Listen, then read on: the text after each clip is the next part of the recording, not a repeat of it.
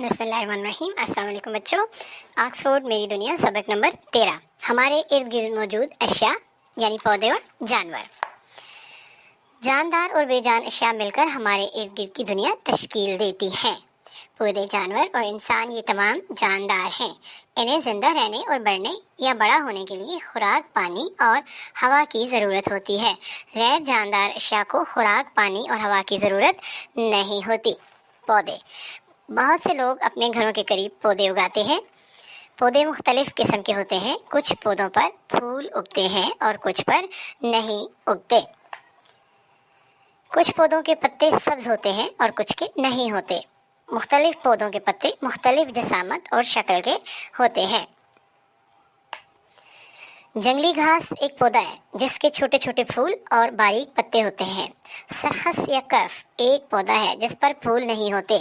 آم کے درخت پر بہت سارے چھوٹے چھوٹے پھول ہوتے ہیں۔ یہ پھول ایک دوسرے کے قریب اگتے ہیں۔ آبی کنول کے پودے کا ایک بڑا پھول ہوتا ہے۔ چاول کے پودے پر بہت سارے سبز رنگ کے ننھے پھول اگتے ہیں۔ سبز پتے پودوں کو ان کی خوراک بنانے میں مدد کرتے ہیں، مگر ایسا کرنے کے لیے انہیں پانی، تازہ ہوا اور دھوپ کی ضرورت ہوتی ہے۔ پنیر پودے کے پتوں کی شکل کٹ آؤٹس کی طرح ہوتی ہے، جیسے انہیں درمیان سے کاٹا گیا ہو۔ آبی کنول کے پودے کے پتے بڑے ہوتے ہیں جو پانی پر تیرتے ہیں۔ آم کے درخت کے پتوں کے کنارے مڑے ہوئے اور لہردار ہوتے ہیں۔ جنگلی پودینے کے پتوں کے کنارے ہموار، موٹے اور دائرہ نما ہوتے ہیں۔ شلجم کے پتوں کے کنارے غیر ہموار ہوتے ہیں۔ پودینے کے پتے کے کنارے نوکدار ہوتے ہیں۔ پودوں کے استعمالات۔ پودے انسانوں اور جانوروں کی زندگیوں کے لیے انتہائی مفید اور اہم ہیں۔ یہ ہمیں غذا اور گرمیوں میں سایہ مہیا کرتے ہیں اور ہم اپنے گھر بنانے کے لیے بھی ان کا استعمال کر سکتے ہیں۔ پودوں کے درمیان بہت سے جانور بھی رہتے ہیں۔ ہم پودوں کے پتوں کا مختلف طرح سے استعمال کرتے ہیں۔ کچھ پتے سجاوٹ کے لیے استعمال کیے جاتے ہیں۔ کچھ پتے جیسے کہ نیم دوا کے طور پر استعمال کیے جاتے ہیں۔ چائے کے پتوں کو پہلے سکھایا جاتا ہے اور پھر پینے کے لیے ابال لیا جاتا ہے۔ کچھ پتے جیسے کہ پیاز اور پالک پکائے اور کھائے جاتے ہیں۔ سلاد کے پتے کچے یعنی بغیر پکائے کھائے جاتے ہیں۔ جانوروں کی طرح ہم بھی اپنی خوراک کا بڑا حصہ پودوں سے بھی حاصل کرتے ہیں۔ ہمارے من پسند اور مزیدار پھل اور میوے ہمیں درختوں ہی سے ملتے ہیں۔ پھلوں کے علاوہ پودوں سے ہمیں غذائیت سے بھرپور سبزیاں بھی ملتی ہیں۔ ہماری پسندیدہ روٹی، پراٹھا، آلو کے چپس، بریانی، پلاؤ وغیرہ سب ہمیں پودوں سے حاصل ہوتے ہیں۔ پھلوں کے اندر بیج ہوتے ہیں جبکہ میوے خود بیج ہوتے ہیں۔ ہم پودوں سے حاصل ہونے والی لکڑی سے میز اور کرسیاں اور اپنے گھروں کی دیواریں بھی بناتے ہیں۔ پودوں سے ہمیں گھروں کو سجانے کے لیے خوبصورت اور دلکش پھول بھی ملتے ہیں۔ ہمارے کپڑے بھی پودوں کے ریشوں کو بن کر بنتے ہیں۔ ہم کسی تہوار یا خوشی کے موقع پر اور سجاوٹ کے لیے پھولوں کا استعمال کرتے ہیں۔ ہمیں پودوں کی دیکھ بھال کرنی چاہیے۔ ہمیں پودوں کے پھول اور پتے نہیں توڑنے چاہیے۔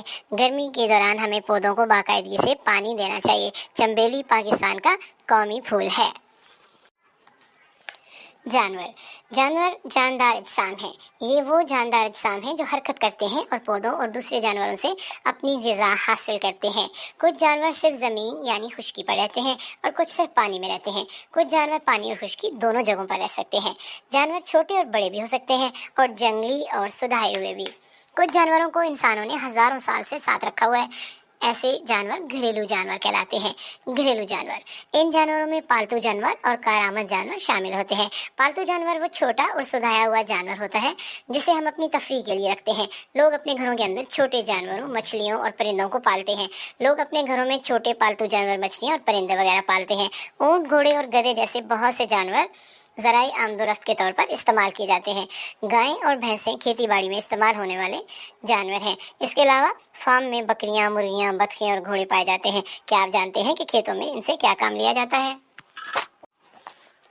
اپنے گھریلو جانوروں کی دیکھ بھال کرنا ہماری ذمہ داری ہے۔ ہمیں انہیں خوراک، پانی اور چھت مہیا کرنی چاہیے اور باقاعدگی سے ان کا طبی معائنہ کرانا چاہیے۔ پالتو جانوروں کے برعکس جنگلی جانوروں کو اپنی خوراک کے لیے لڑنا اور شکار کرنا پڑتا ہے۔ جنگلی جانوروں سے ہمیں جسمانی تکلیف پہنچنے کا امکان زیادہ ہوتا ہے۔ جنگلی جانوروں کے پنجے اور دانت تیز اور نوکیلے ہوتے ہیں اور یہ انسانوں کے قریب رہنے کے عادی نہیں ہوتے۔ جنگل میں جانور گھریلو جانوروں کے مقابلے میں الگ انداز سے رہتے ہیں۔ جنگل میں جانوروں کو اپنی خوراک تلاش اور شکار کرنی پڑتی ہے۔ وہ اپنے لیے پناہ گاہ तलाश करते और अपनी हिफाजत भी खुद करते हैं। बाज़ औक़ात लोग जंगली जानवर भी पालते हैं। ये जानवर चिड़ियाघर में हिफाजत के साथ रखे जाते हैं।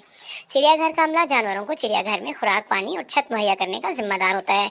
जानवरों को खुराक की ज़रूरत होती है। मुख्तलिफ़ किस्म के जानवरों को ज़िंदा रहने और पलने बढ़ने के लिए मुख्तलिफ़ किस्म की खुराक की ज़रूरत होती है। घोड़े और गायें घास खाते हैं। बड़ी और छोटी बिल्लियाँ गोश्त खाती हैं। परिंदे और गुलैरियाँ बीज खाती हैं। जानवरों को घरों की ज़रूरत होती है। तमाम जानवरों को रहने के लिए जगह दरकार होती है। खरगोश अपने बिल में रहते हैं। बाज़ घोंसला बनाता है। उल्लू दरख्त के तने में रहता है। चमगादड़ें गारों में रहती हैं। जानवर मुख्तलिफ़ इक़साम की जगहों पर रहते हैं, मसलन सहरा, जंगल, पहाड़, यहाँ तक कि पानी में भी। जानवर अपने बच्चों को अपने घरों में हिफाजत से रखते और उनकी परवरिश करते हैं। जानवरों की देखभाल करना जानवर इंसान के लिए बहुत अहमियत रखते हैं। ये हमें खुराक मुहैया करते हैं, नक़्ल व हमल के काम आते हैं और ये हमारे साथी हैं।